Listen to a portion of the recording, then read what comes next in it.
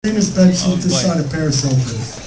On June 5th, 1989, Dave raised his Shawon-O-Meter high in the air, and the poster was updated in near real time as the slumping shortstop's average started to climb from the nether regions of 200. The poster was seen around the country on Superstation WGN and often gave Harry Carey a chuckle. 3 versions of the Shawon-O-Meter have been immortalized. One in the Smithsonian Institution, another in the Baseball Hall of Fame, and a third in the Chicago History Museum. Now, Dave will talk about the Shawon-O-Meter.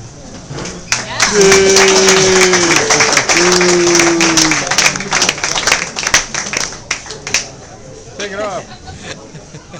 Got to say that's the most constructive use of an ironing board I've ever seen. And getting back to Don's reading, it's hard to follow that up, but my gosh, I can't stand basketball. Absolutely hate it. Can't stand it. And I found myself during that period watching every frickin' game down the stretch during those championship years, and that just really captures that whole time frame. Amazing. And going back to that Game 6 in 2003, I was there for that game. I was there for Game 7. And I remember walking through the park before Game 7, and the mood was just like you were at a funeral. It's like everybody knew they were going to lose. It was amazing. I mean, here they are on the verge of going to the World Series. They just have to win one game. And it was predetermined they were going to lose. And I've had the benefit or the dread of seeing 2 opposing teams celebrate going to the World Series after beating the Cubs, San Francisco and Florida that year. But anyways, my name's Dave Sela. I'm one of the guys that did the Shawon-O-Meter back in '89.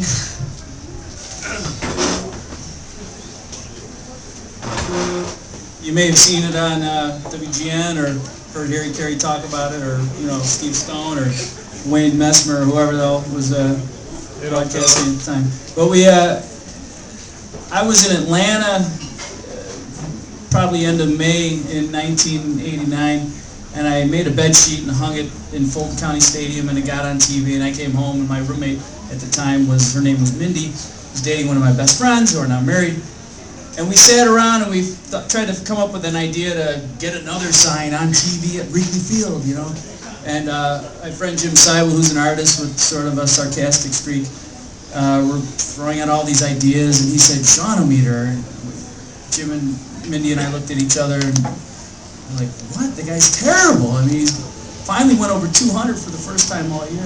And he said, yeah, it'll be great. We'll track his average and everything. So we went with it, and it started as just a sign for a 4-game series against the Mets, and at the end of that, it was destroyed, and we ended up having to make a new one, but it sort of caught on with WGN and Harry Carey and Steve Stone, so we just kept going and going and going and going, and just driving into the psyche of Cub fans across the world.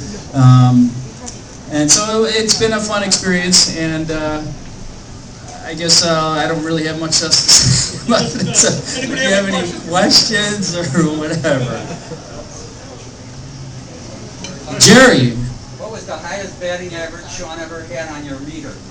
It's interesting because on the back side of this, which has now been retrofitted to sort of a Baracko-meter type thing, but actually on the back of this is the Gwin-O-Meter that we've covered up. And during one game, and probably I think it was '93 or something, Dunston was batting around maybe 60, and Gwin was like 365. So they were just battling it out. Believe it or not, the batting title at this time, and it was late in the season. It was probably July or August, and but Dunston didn't have as many at bats, obviously. So I think it was around 360. How did what's the deal with getting into the Smithsonian? How did that happen? After the '89 season, I was on a flight. I had actually gotten a job and was working because I wasn't during the end of the '89 season and '90 season. But and I read this one little blip in an in-flight magazine. It was like a little column saying anyone can donate any item to the Smithsonian. All you have to do is contact the right curator. And I'm like, all right, yeah, Shawon-O-Meter, maybe that's a ticket. So I put together this packet of like all the news clippings and some video clips that we compiled, you know, throughout the year, and I wrote this real long, verbose letter that was just, you know, radio. Oh yeah, it belongs here.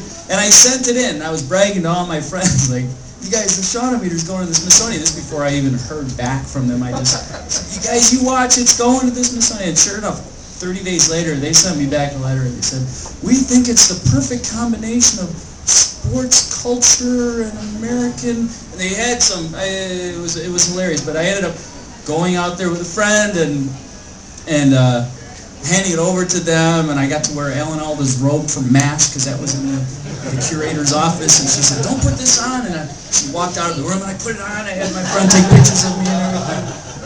And the sports section was also combined with the culture and media, and so we're going through, it was almost like Indiana Jones, where you're going through this warehouse of things hanging from the ceiling, and you just couldn't absorb it all in. And it was a combination of sports stuff and entertainment. So we're seeing all these things from the Wizard of Oz. You know, here's pulling out all these drawers. Oh, here's Dorothy's red shoes that they wore in rehearsal, and this, and here's a bunch of the stuff from the Wizard of Oz. And oh, by the way, here's Howard Johnson's shoes from the 1912 World Series. So. Did you list the Shawon-O-Meter on your What a climax. I was. I think I had a resume up until about 10 years ago, or 15 years ago. Yeah, it was down there.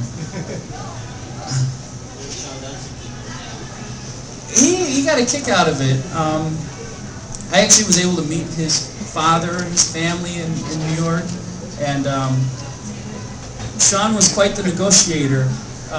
We had printed up these T-shirts at one point, and I was selling them around Wrigley, you know, before and after games. I got a little vendor pass, and I was selling them. And Mark Grace, I think it was Mark Grace, who wanted to buy 40 T-shirts for the entire team. So I sold them to Mark one year, and then the next year I think Sean did the same thing. But he didn't want to pay $10 a T-shirt. He wanted to pay $5 a T-shirt. And 5 team balls, you know, signed by the whole team. So I thought that was a pretty good deal. I got 5 1989 or 1990 team balls signed by everybody on the Cubs and some T-shirts. How many games did you go to? I